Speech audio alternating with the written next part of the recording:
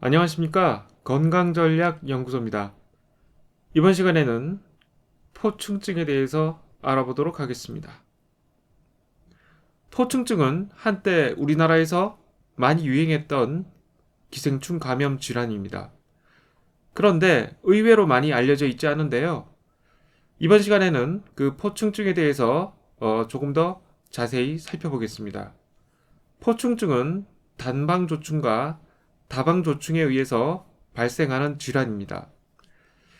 자, 이 내용 중 단방조충을 중심으로 자세히 살펴보도록 하겠습니다. 2013년에 발표된 서민 교수님의 논문입니다. 기생충 질환의 최신 지견, 단방조충 Echinococcus granulosus.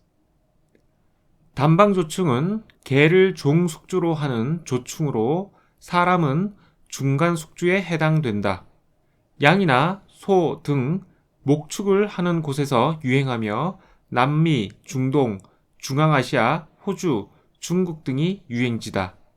특히 종숙주인 개가 도축된 가축에 쉽게 접근할 수 있는 곳에서 환자가 주로 발생한다.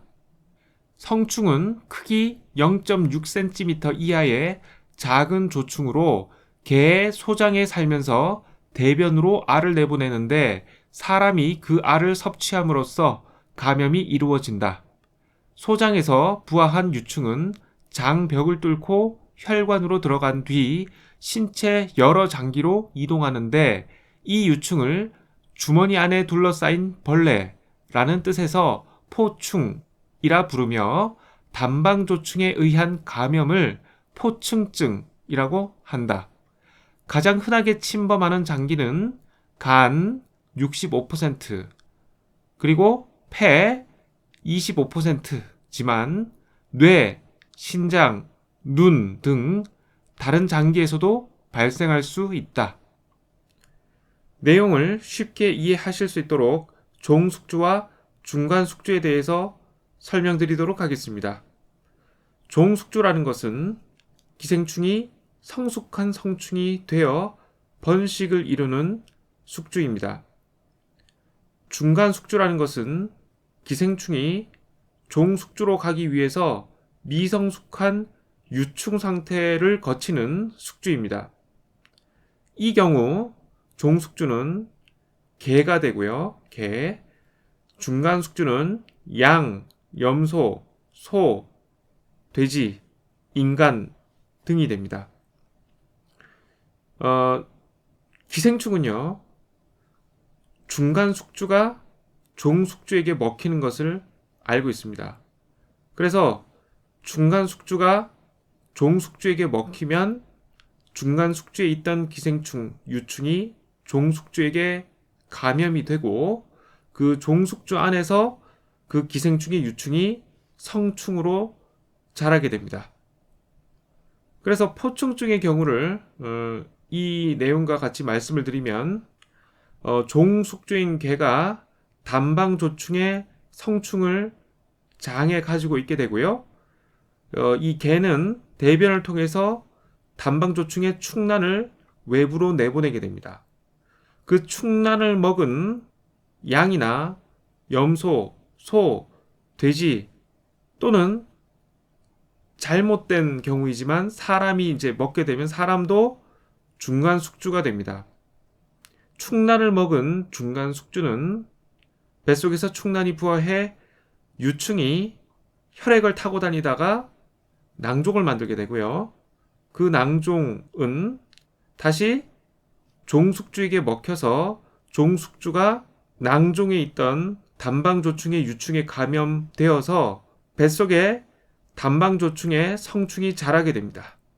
단방조충의 생활사를 그림을 통해서 살펴보시도록 하겠습니다. 자, 단방조충에 있어서는 종숙주가 개가 되겠고요. 중간숙주는 양이 되겠습니다. 우연치 않게 단방조충의 충난을 섭취할 경우 사람도 중간숙주가 될 수 있습니다. 먼저 1번부터 보시겠습니다. 자, 1번에 나타난 그림은 단방조충의 성충입니다. 단방조충의 성충은 개의 소장에 매달려 기생하게 되는데요. 이 개의 소장에 기생하는 단방조충은 알을 낳습니다. 자, 이 알이 대변을 통해서 나오게 되고요. 자, 이 충란은 중간 숙주가 먹게 됩니다. 보통 양이 먹게 되죠. 양과 같은 초식동물, 소, 염소 같은 것들이 이 단방조충의 충란을 먹게 되고요. 이 경우 단방조충의 충란이 중간 숙주의 장에서 부화하게 됩니다. 부화한 단방조충의 유충은 장벽을 뚫고 나와 혈액을 타고 중간 숙주의 여러 장기에 퍼져서 낭종을 형성하게 됩니다. 4번을 보시면 되겠습니다. 이 낭종이 형성되는 장기는 주로 간과 폐가 되겠습니다. 앞에서 잠시 말씀드렸듯이 재밌게도 기생충은 중간 숙주가 종숙주에게 먹히는 것을 알고 있습니다. 자, 그래서 중간 숙주의 장기에 형성되어 있는 낭종이 일종의 혹이죠. 물혹 또는 양성종양이라고 할 수 있는데, 이 낭종이 종숙주에게 먹힘으로써 이 낭종 안에 들어있던, 여기 보이시면 이게 바로 원두절인데요. 낭종 안에 있던 이 원두절이 개의 장에 부착되게 되고요. 그 개의 장, 즉 종숙주의 장에 부착된 원두절이 성충으로 자라게 됩니다.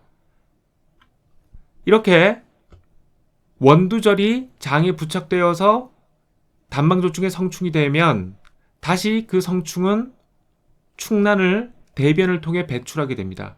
이러한 생활사를 1번부터 6번까지 계속 반복하게 되면 개와 양 간의 기생충이 이렇게 서로 주고받게 되면서 생활사를 이루게 되는데요. 문제는 2번에 보시다시피 단방조충의 충란이 사람에게 섭취될 경우가 문제가 됩니다. 단방조충의 충란이 사람에게 섭취되면 이 양에게서 일어났던 일이 사람에게도 일어나게 되는데요.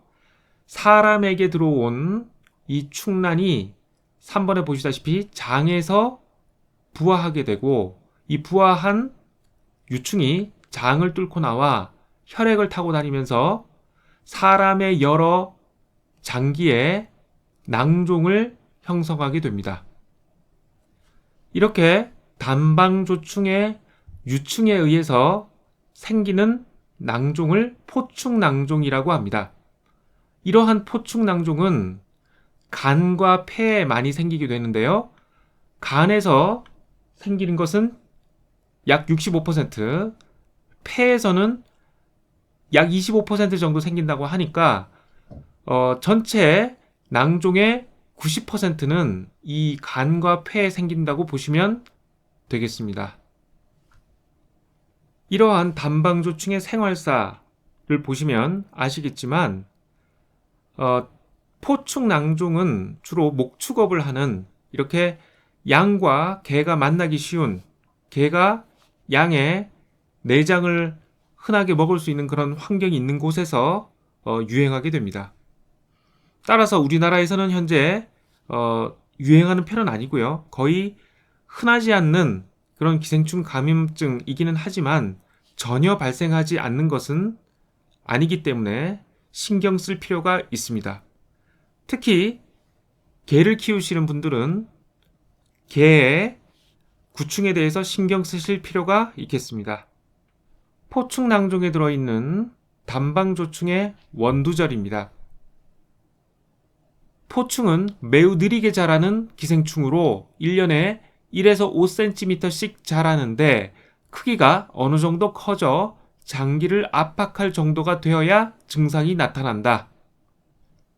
그 결과 포충에 감염되면 최소한 수년 정도가 경과한 뒤에야 병원에 오는 경우가 많으며, 한국에서 발생한 증례 중에는 30년이 지나 증상이 나타난 환자도 있었다. 대략 10cm 정도면 증상이 나타나지만 한 이집트 남자의 간에서 30cm짜리 포충이 발견된 적도 있고 간에 발생한 포충으로 인해 간 정맥이 눌리는 버드 키어리 신드롬이 생긴 증례도 보고된 바 있다. 포충증은 영상의학적 소견과 더불어 유행지에 다녀온 과거력 그리고 혈청 검사를 통해 진단한다. 낭액송의 원두절을 확인하면 확진도 가능하지만 이 과정에서 낭액이 새어나가면 알레르기 반응이 일어날 수 있어 삼가는 것이 좋다. 대부분 수술로 치료하지만 포충의 크기가 작은 경우에는 알벤다졸 투여만으로도 치료할 수 있다. 2012년까지 우리나라에서 발견된 포충증 환자는 총 32명이며 이 중 우즈베키스탄에서 온 노동자 7명과 몽골에서 온 1명을 제외한 한국인 감염자는 24명이다.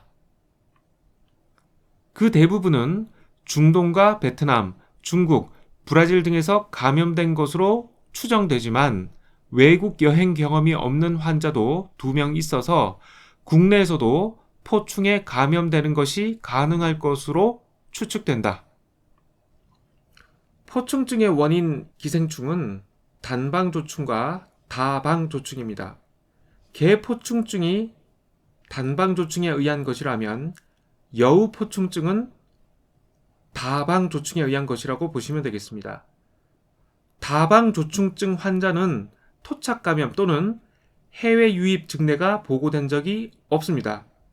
우리나라에서는 다방조충증이 발생한 적이 없고 따라서 앞으로도 발생할 가능성은 매우 낮습니다.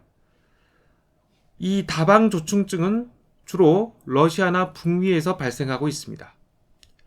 포충증은 목축업이 성행하는 지역에서 유행합니다. 앞에서 보셨듯이 개와 양 같은 초식동물이 존재해야 포충증이 유행하게 되는데요. 우리나라에서 그런 지역은 많지 않죠. 따라서 단방조충은 국내에서 미미하게 유행하거나 소멸한 것으로 보고 있습니다. 단방조충이 개에 감염된 뒤 성충이 되는 기간은 약 50일이고요. 수명은 2년 정도라고 합니다. 포충낭의 원두절 하나하나가 성충으로 자라게 되는데요. 개가 초식동물의 장기에 있는 그 포충낭종을 하나 먹을 경우에는 단방조충의 성충 수천 마리가 소장에 기생하게 됩니다. 개 대변으로 외부에 나온 단방조충의 충란은 최대 1년간 흙 속에서 살 수 있다고 합니다. 게다가 감염된 동물의 털에도 충란이 있을 수 있기 때문에 위생에 신경을 쓰셔야 합니다. 그러니까 애완동물로 키우는 동물들, 강아지나 이런 동물들을 가능하면 목장에 데려가지 않는 것이 좋겠고요. 강아지에게 주기적으로 구충제를 먹이는 것도 필요하겠습니다. 지금 화면에 보시는 기사는 2013년에 서민 교수님이 쓰신 칼럼의 일부입니다. 자, 여기에 포함된 사진을 보시면 유행지에서 죽은 가축의 장기를 개가 이렇게 쉽게 먹을 수 있는 상황을 보실 수 있습니다. 포충증의 치료는 수술이 기본이라고 할 수 있겠고요. 수술을 하고 난 후에 재발을 방지하기 위해서 알벤다졸을 복용합니다. 또는 수술 전에 수술을 원활하게 하기 위해서 미리 알벤다졸을 복용하다가 수술을 하기도 합니다.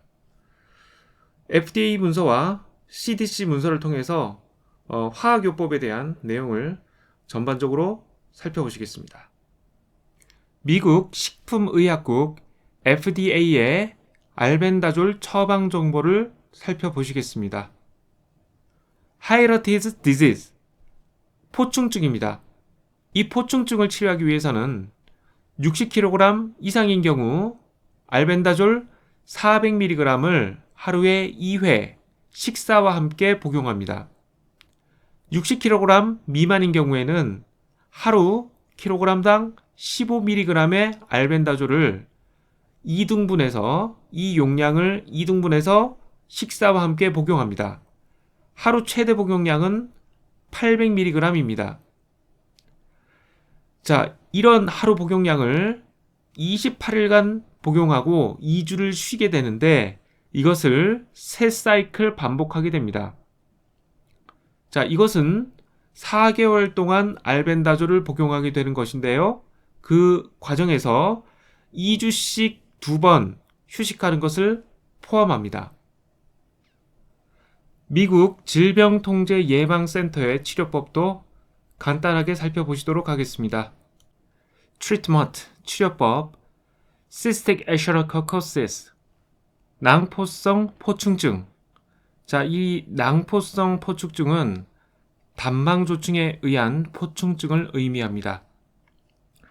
파란색으로 블록 처리된 부분을 소개해 드리겠습니다. 일부 환자에게 벤지미다졸 화학요법은 선호되는 치료법이다. 작은 낭종이나 여러 장기에 낭종이 퍼진 경우 알벤다졸로 효과적으로 치료할 수 있었다.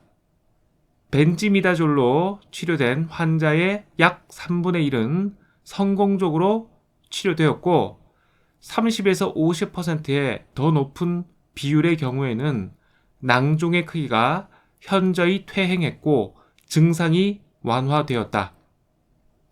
알벤다졸 하루 kg당 10에서 15mg, 최대 800mg과 치료를 위한 두 번째 선택인 메벤다졸 하루 kg당 40에서 50mg을 매일 수개월간 투여하는 것은 크게 효과적이었다. 아래쪽 표에 소개된 알벤다졸의 복용량과 투여 기간을 살펴보도록 하시겠습니다. 먼저 성인 복용량입니다. 하루 400mg의 알벤다졸을 2회 1에서 6개월간 투여합니다. 그러니까 800mg, 하루 800mg의 알벤다졸을 1개월부터 6개월까지 복용하는 것입니다. 다음으로 소화 복용량입니다. 하루 kg당 10에서 15mg의 알벤다졸을 최대는 800mg입니다. 이러한 알벤다졸을 2회로 나누어서 복용하며 이러한 하루 복용량을 1개월에서 6개월까지 복용하도록 합니다. Alveolar Ashercoccus, 치조의 포충증입니다.